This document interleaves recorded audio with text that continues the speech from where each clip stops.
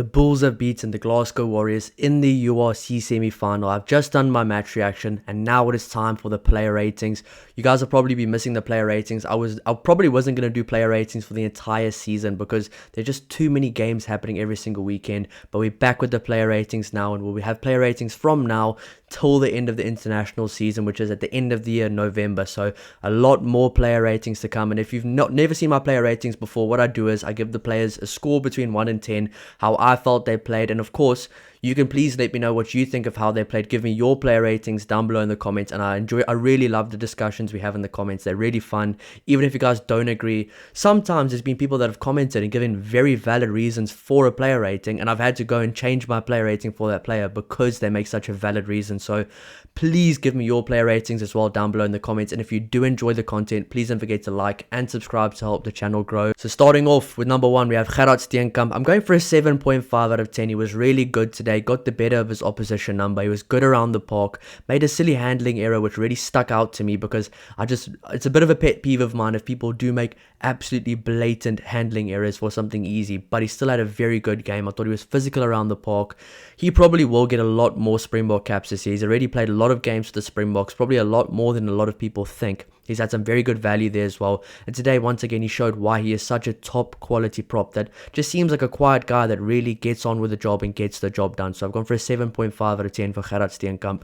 Moving on to 2, Johan Grobler. I've gone for an 8.5 out of 10. I mean, this guy was absolutely everywhere today. He was one of the guys nominated for Man of the Match as well. I'm not too sure who actually won the Man of the Match award because as soon as the game finished, I was on here doing my reaction and now I'm doing my player rating. So I'm going to go see who did get the Man of the Match award afterwards, but I'm pretty sure it's either Johan Grobler or Emrys Papier. But yeah, 8.5 out of 10 for Johan Grobler. He had a very good game today. He was good all around the field, and I think the one thing that the Springbok coaches will take note of, he is very good over the ball. So you get a guy like Malcolm Marx who starts the game, who's extremely good over the ball, and it's good to see a guy like Johan Grobler getting so much more confident at getting over the ball, being a very good fetcher as well. So that was very good to see, and just as a testament, it just shows how good he played today. They brought Marco van Staden on in the loose forwards. I mean, normally they bring him on in the hooker position, but they brought him on today in the loose forward. So Johan Grobler with an 8.5 out of 10. Moving on to Franco Klopper. I've gone for a 7.5 as well as for Gerard Steenkamp. So Franco Klopper with a phenomenal game today. He is one of those guys that's very valuable to the team, very valuable to the squad, but he's not spoken about ever. But he's a really good player. He's tough, he's physical, he looks like a Bulls player, he's a big boy as well. So Franco Klopper with a 7.5 out of 10 for me. I think he will keep the starting jersey for the final. I think they do enjoy Wilco Louw coming off the bench with a guy like Jan-Hendrik Wessels as well. So I do see Franco Klopper starting that game in the final, and he was really solid today. He honestly doesn't really put a foot wrong that much either. So he's a very solid player, very consistent player as well. So 7.5 out of 10 for him as well. Number 4, Ruan Vermaak. I'm going for a 7.5 out as well. This guy's a workhorse. He's a machine. He's all over the field. He has a kind of never say die attitude. And I honestly think he could be one of those guys that could get a sneaky call up to the outer squad for the Springboks one of these days. He's a very good player. He puts his body on the line. He's a big guy as well. I don't think he gets enough recognition for how well he plays. I'm not a Bulls fan by any means. I'm a Springbok fan, but I'm not a Bulls fan, so I watch it as a neutral. And Ruan Vermaak has really stood out to me recently as a very good player who I would like to see a lot more of in seasons to come. So 7.5 for me, maybe a bit harsh because he had a really good game in my opinion, but I'm sticking with a 7.5. Number 5, Ruan Nortje. I'm going for a 7 out of 10. He was really good. Unfortunately, that yellow card does bring his score down a bit. But once again, the thing with Ruan Nortje is he's always going to have a good game. And with these player ratings, I do rate them against previous performances. I'm not going to rate a guy like Ruan Vermaak against a guy like Ruan Nortje. I'm going to rate Ruan Nortje against Ruan Nortje throughout the season. And I think he had a good game. Probably not his best game he's had all year, but the thing with Ruan Nortje is he's always going to have a good game. He's always going to be up there putting in some big hits, putting in a massive performance, putting in a big shift. He has an extremely big engine on him. I mean, he just keeps going for the entire 80, and he's going to have a very good season for the Springboks again this year. So Ruan Nortje, I've gone for a 7 out of 10, and I think he deserves it. He was really good today. He's always been good throughout the whole year, and he's probably the best lock in South Africa right now. In my opinion, he's the best lock the Springboks have currently. I mean, he's all over the field. He has a never say die attitude. He's got the uncoachable things down to a T. I mean, there's work rate off the ball, his work rate at the breakdown, his discipline as well, except for that yellow card. His discipline around the field is really good as well. So 7 out of 10 for Ruan Nortje. Moving on to the loose forwards, Marcel Coetzee. I've gone for a 7 out of 10 for Marcel Coetzee as well. Probably a bit more of a quiet performance from him, but I don't think the ball really came to him as much, so it was kind of a scenario thing, a bit of a situational thing for him getting a 7 out of 10. I'm pretty sure he would have loved to have the ball in his hand a bit more. He really enjoys carrying. He's a very good ball carrier, a very bruising ball carrier as well, but he still does the hard graft around the field very well. He's very physical. He made some very good double tackles today. He likes getting stuck into the physical nature of the game, and I think he's going to be a very important guy for that Leinster game in the final. And he has honestly been captain fantastic for the Bulls this year. He's been a really good player for the Bulls. And once again, I've said it before this week, if guys like Siya Kolisi, if guys like Peter Steph du Toit do get injured for the Springboks, he's the kind of guy you can bring up and he can honestly captain the team right now with the kind of experience he has from before and the way he's been leading the Bulls team right now. So he's definitely one to watch as well for a surprise call-up for the Springboks. Not saying he's going to play, but he could get a surprise call-up to the squad. I really do see that because he's big, he's physical, he does the set-piece stuff well, and he does the kind of international pedigree rugby stuff really well of the hard graft as well as Ruan Nortje. So Marcel Coetzee, a very good performance from him. Moving on to Elrich Lowe, I've gone for a 7.5 out of 10. He was all over the field. He's busy. He does those pick and goes all over the park. He is one of the reasons why this Bulls team just seems to never let the ball go down. He never lets the ball die. Elrich Lowe's always, when he's the first guy there at the breakdown, if there's even a sniff of an opportunity, he's going to pick and go. He's going to do really well. He's got good footwork. He's very physical. He's a very good ball carrier. He does a lot of other things well around the park as well. He's very good at slowing down the ball. He's very good on his attacking breakdown work as well. He's really good at giving quick, clean ball to a guy like Embrose Papir. As an ex-scrum half myself, there's guys like him that you really want to play alongside because he makes the game so much easier for you as a scrum half. I mean, him and Marcel Coetzee in the same loose forwards are just so physical and they do that job really well of getting clean, quick ball for the scrum half as well. The kind of old school loose forward mentality, they do that very well. Moving on to Cameron Hanekom, I've gone for an 8 out of 10 for Cameron Hanekom. He was all over the field today, keeping the ball alive. Probably sometimes I'd say maybe could have kept the ball to himself. There was a few times where the ball hit the ground where he was trying to get the offload, maybe forcing the offload. But I will say Cameron Hanekom today was confident. I thought he started the game a bit iffy.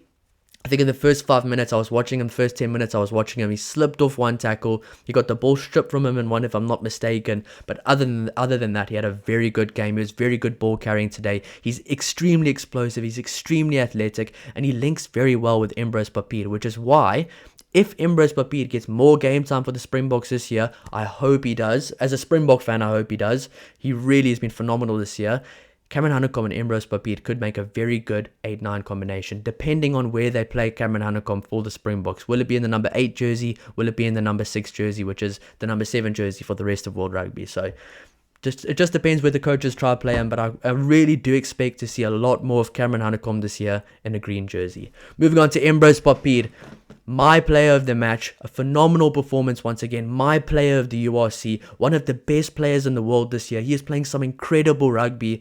I'm going for a 9 out of 10 for Embrose Papir. Yes, he didn't score 100-meter tries. He didn't score 50-meter tries. He didn't make incredible line breaks.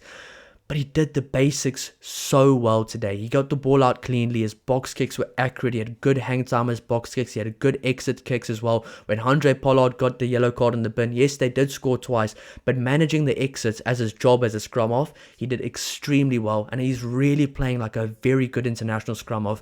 And currently, I see him as our best scrum half, the best on-form scrum half currently right now in South Africa. And I really expect him to play a lot more for the Springboks this year. A 9 out of 10. A very sneaky try as well, but that just shows he's got that in him. He can do that quick, explosive, sneaky stuff. He beat a few defenders as well, created some gaps on the outside. Bulls eventually scored from that as well in the second half.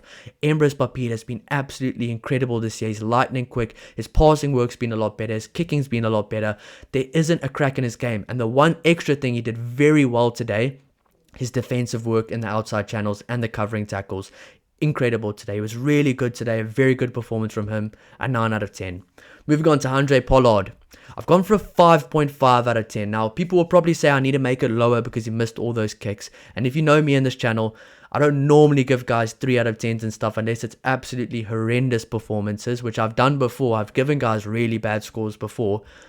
But Andre Pollard was good and bad today. He was very poor when it came to kicking for the poles. He was incredibly poor, which I think he will fix, because it's not really common for him to miss that many kicks in a row in a game. And I think it must have just been something wrong with his preparation, something not right today, clearly. But the things he did around the field, yes, he gave a missed pass as well to Nizam Kaur. But other than that, he was attacking the gain line. He was keeping the ball alive. He was showing a bit of life in his game, which he hasn't been showing that much in past months, where he's kind of... Remember when Andre Pollard had his debut back in the day? I think it was it? I can't even remember what year he made his debut. It was a long time ago. I was still a young guy then. Hopefully I'm still young now, but I was a much younger guy then. And I remember Andre Pollard really being one of those attacking fly halves. Everybody was saying, oh, he doesn't play rugby like a Springbok fly half. He's very attack minded. He attacks the gain line very well. And for about 6 years in between, he just went to that kind of stagnant, up and under, boring style of rugby, which worked for the Springboks, which worked at Leicester Tigers, but he's slowly but surely starting to find that natural attacking ability again. So yes, I've given him a 5.5 out of 10 because his kicking was horrendous today. He has to fix that before the final. I'm confident he will, but it's very good signs to see that he is confident in his attacking ability, keeping the ball alive, spreading the ball wide, understanding the attack mindset a bit more, because it did seem like he maybe lost that a bit when he went to Leicester Tigers, because in England you are kind of going to play more from a back foot perspective, putting the ball in the air, putting the ball in the corners, not really attacking the gain line too much. So Andre Pollard's definitely played a lot better this year than he did in previous seasons, especially the seasons leading up to this year, the recent seasons. Not his best game today, but good signs seeing from him as well. Let me know if you've been seeing that as well in the comments down below. Andre Pollard being a bit more attack minded, so it is good to see, but unfortunately a 5.5 from him. That's probably the best monologue anybody's ever given about Andre Pollard or about a player, that they've given a 5.5 out of 10. Moving on to Harold Forster, I've gone for a 7.5 out of 10 for him. He was good today. He made a few handling errors, but he was very busy, very good, and honestly, the right guy in the number 12 jersey for the Bulls. I was wondering, what's going to happen with the Creel brothers? What's going to happen with David Creel? I'm not too sure what's going to happen there. Are they going to play him because he hasn't been there? I don't know if he's injured right now or just not playing because he is leaving the club. But Harold Forster has been really good. He played for Johan Ackerman when he was still at the Lions. He played in a few Super Rugby finals as well, and he was the same type of player. High work rate. He's not going to take that many chances. He's going to do things very well. He's not going to make many mistakes, and he's the perfect kind of player for these tightly contested games, because he's not going to do too much wrong, and he's just going to do the right things and little right things a lot of times. So Harold Forster, 7.5 out of 10 for him. Number 13, Kainan Moodie. I've gone for a 7 out of 10. I thought he was also, just like Andre Pollard, good and bad today. More good than bad. He missed 6 tackles today. As I said in the match reaction video, they were kind of situational missed tackles, as in he missed the tackles, yes, but they were all in the outside channel, kind of Hail Mary tackles, to put it. Like in NFL, if you throw a Hail Mary, you kind of 50-50. He was putting in some tackles like that, but he was slowing down defenders. He was giving his other defenders an opportunity and a chance and time to get there, which really did make a good impact. He was good with ball in hand, maybe a few times kicking the ball away when he maybe shouldn't have, but if they did work out, he would have been the hero on the day as well. So Kainan Moodie, good performance, and I'm really looking forward to see how he does in the final. Moving on to the number 11 jersey, Strivino Jacobs. This is a weird one. I just read another player ratings right now that said they gave Strivino Jacobs a very low score. They must have only watched the first 10 minutes of the game. They probably aren't watching all the game, because the first few minutes of the game, he was a bit nervy with some of the things he did, but he really grew into the game. He was physically dominant. He was impossible to bring down. He kept beating his defenders one-on-one, and I saw that they said he couldn't break the game open.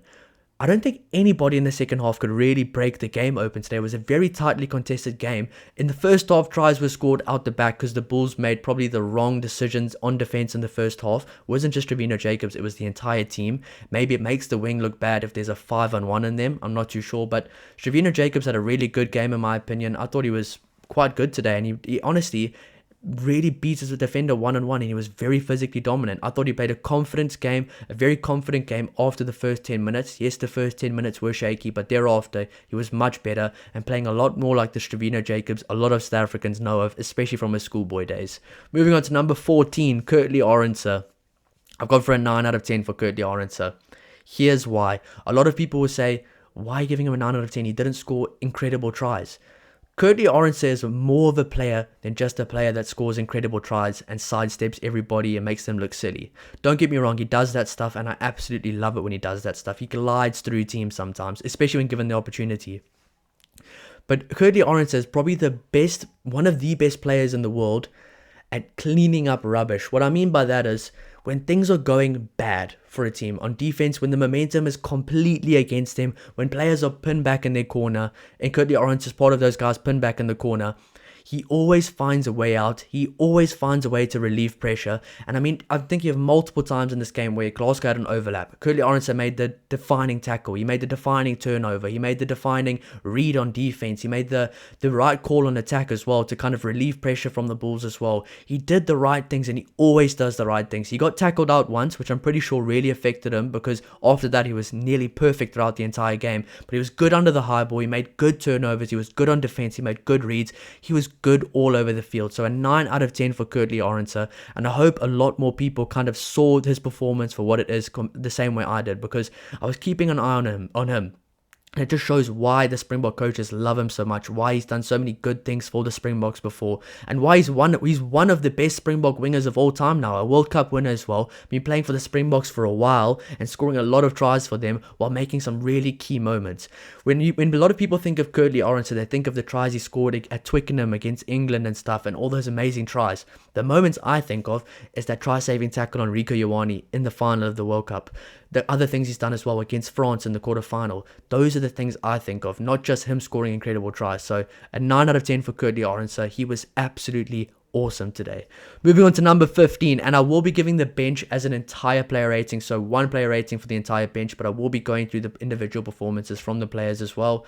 Willie le Roux, I've gone for an 8.5 out of 10. He was solid today. He showed his kind of class. He showed his pedigree. He showed why he's one of the best players in the world. He was absolutely incredible. Thrived under pressure. Very good at relieving pressure as well. And he just links so well with this backline. He's really been playing much better rugby recently than he's been playing throughout the start of the season. He's been absolutely incredible recently. And he just looks like he's playing rugby as if he's young again. So Willie le Roux with a phenomenal performance. A very good performance from him as well. Now onto the bench. The bench from the Bulls just came on and made an incredible impact, an absolutely incredible impact. I have to start it off by saying Stedman Gans, I have to give a special shout out to him, was incredible with the little time he had today. The impacts he made today just shows why I rate him so highly. First of all, the key turnover at the end of the game, the key tackle at the end of the game with the turnover. That is 7 skills right there. That's the blitzbox kind of showing. That's a blitzbox skills showing through right there for Stedman Gans. A massive exit as soon as he came on in the second half. A massive kick downfield to relieve pressure once the ball got spilled out the back. Emrys Papier played it to Andre Pollard. He played it out the back to Willie le Roux. Willie le Roux to Stedman Gans. Stedman Gans with a massive bomb downfield. Incredible kick from him. He made some really good impacts today, and it just shows that this Bulls team has such good players and such good depth as well. Marco van Staden came on. He was aggressive. Him and Rory Dodge were going at it physically. I kept watching them go at it. It was a really good contest to watch. Jean-Andre Rudolph came on, making a good impact as well. Very physical, very aggressive, really good. Jan-Hendrik Wessels, didn't see too much of him, but still, that scrum in the second half was absolutely potent. Nizam Kar, maybe not the impact he would have wanted, but I think it was kind of out of his hands with the balls he was given and the kind of scenarios he was put in, but still puts in big performances, puts in a big work ethic. Kobus Visa as well, absolute man-mountain, workhorse all around the field. Same with Volker. All these guys come on. Volker coming on and destroying the Glasgow scrum. So this bench right now for the Bulls is really working well as a unit. Obviously, I don't think Zach Berger came on, so can't really say much about him. But every single player that came on for the Bulls from the bench were absolutely incredible. So I'm giving the Bulls bench an 8.5 out of 10. A really good performance from them. If they cleared the entire bench, maybe it would have been a 9.5. But a really good performance from the bench for the Bulls. They made a very good impact and just kept the foot on the throttle throughout the entire second half when they did come on. So very good performance from the Bulls. Let me know if you agree with some of those player ratings. Also, let me know if you disagree. I appreciate all the comments. I appreciate all the support. And if you do enjoy the content, please don't forget to like and subscribe to help the channel grow. I really appreciate all the support, and I'll see you in the next one. Cheers.